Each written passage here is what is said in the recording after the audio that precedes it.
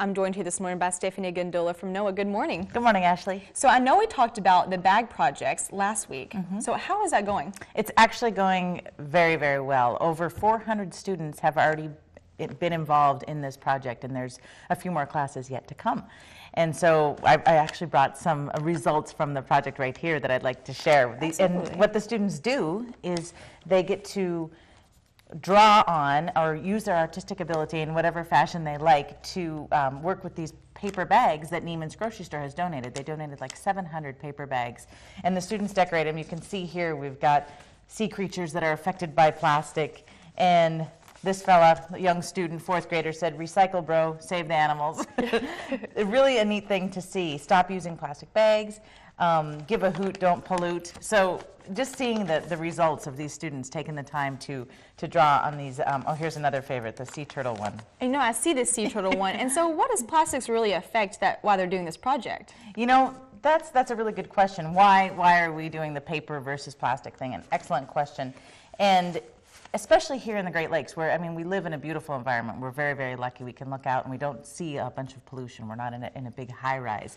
Yet there has been studies that have found that plastic pollution does affect us here in the Great Lakes, even here in Alpena.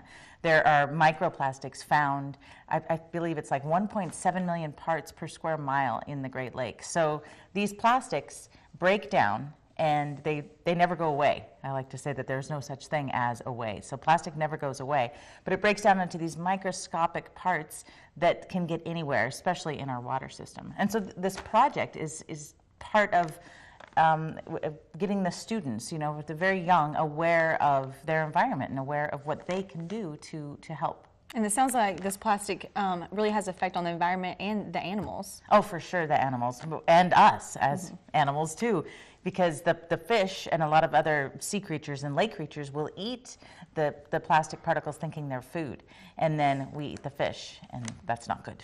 And so what specific schools are participating in this? There's been quite a few. We've had Besser, we've had All Saints, Wilson School, Lincoln School is going to do it next week, the Sanborn. So all sorts of schools. After the end of the projects, after it's done, it's be over 600 students will have drawn on a bag. And then these bags are going to be available on Earth Day, which is next Wednesday, April 22nd.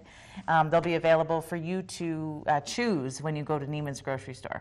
Choose which one. And that's a lot of kids that are participating in this. It is a lot of kids. I mean, a lot of good educational experience, it sounds like. That's right. With our partner, the Northeast Michigan Great Lakes Stewardship Initiative, we go into the schools. So there's been two AmeriCorps service members that have gone into each and every classroom. And what they do is they give a presentation and show a short film all about marine waterways, lake waterways. And then the students have the time then after learning about it and discussing. It's an open discussion with these educators.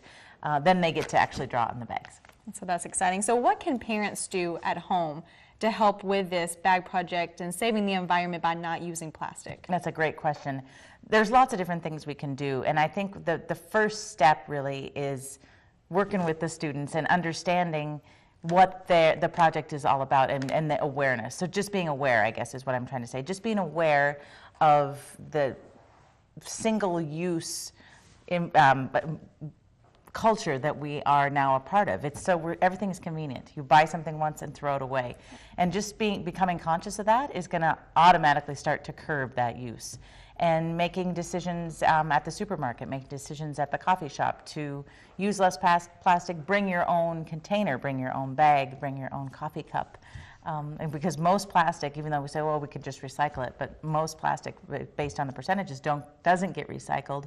And like I mentioned earlier, it doesn't really go away. It just becomes another form of plastic. So. Yeah, that's true. And like you said, you know, at the grocery store, when you have the option of paper or plastic, choose paper or bring your own bag from home to use. So that's true. Right. Or a lot of things, I mean, sometimes you might buy one or two things, and if you think about it, it's probably already in a package. Do you really need another package to take it to your car, right? When you're just going to throw it away at home. Yeah, that's true. Well, thanks so much, Stephanie, for coming on today and telling us about this. And hopefully the kids get a great experience out of this and learn a lot, and parents at home can help. So thanks so much. Thanks, Ashley.